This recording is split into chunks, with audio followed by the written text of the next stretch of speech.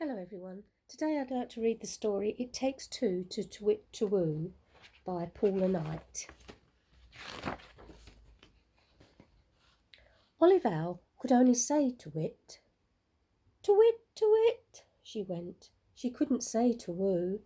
She dearly wished to meet another owl who could hoot twoo so that they could twit twoo together. Olive perched high up in her tree and called out, "Twit, twit!" She listened carefully with her pointy ears. "Ribbit, ribbit," came the reply. "Who's there?" said Olive. "I don't suppose Ribbit will do?" asked the frog. "No, Ribbit will never do," said Olive. She really needed a twoo to go with her twit. Twit, twit, twit! Her pointy ears were pricked, listening carefully. "Quack, quack, quack," came the reply. "Who's there?" asked Olive.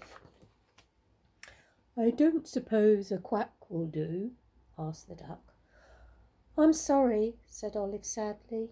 She was hoping for a twoo. This time Olive shouted, "Twit!" a bit louder, hoping that somewhere someone with a lovely twoo might hear her. "Rrrr," came the reply. "Who's there?" called Olive. "I don't suppose a grrr will do?" asked the great big grizzly bear. Olive sighed. "No, not at all, I'm afraid." What she really wanted was a hooty-tooty twoo.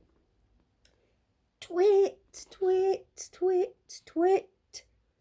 This time Olive carried on twitting over and over again, hoping that her dream owl would surely hear her.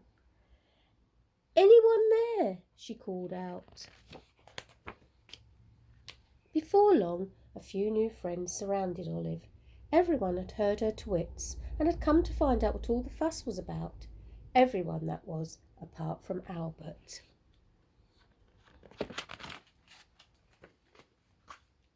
Albert lived in a tree far away in another wood over the hill. "Twoo!" he tooted, but nobody could hear him. What Albert wanted more than ever was a twit to go with his twoo.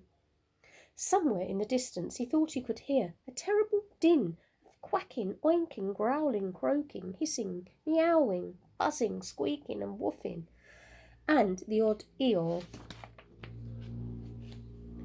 Olive looked down at the duck, the cat, the donkey, the frog, the dog, the snake, the bee, the pig, the mouse, and the great big grizzly bear. "What will you do if you can't find a twoo?" they asked. "I don't know. Please, can you help me?" said Olive. Together they all took a huge deep breath.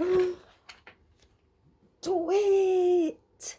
they shouted at the tops of their voices. They hushed and listened for a reply. Sure enough, from far away in the wood over the hill, someone had heard them.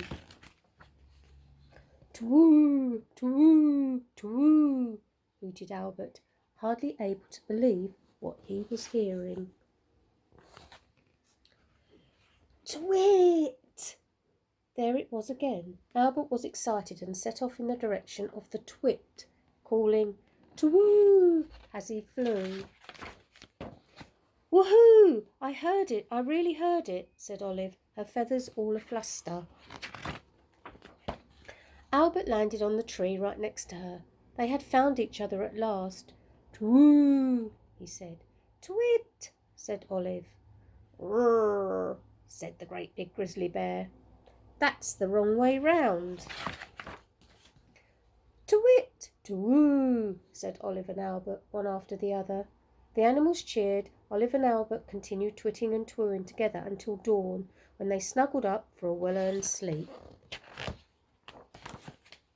Many people hear twit twoo and don't know that it takes two owls to make the sound. The female calls twit and the male answers with a twoo. Tawny owls build their nests in holes in trees. They can only see as well as we do at night, but they use their extra sensitive ears to hunt for food. Once a couple, tawny owls usually stay together. for life. I hope you enjoyed today's story. Bye.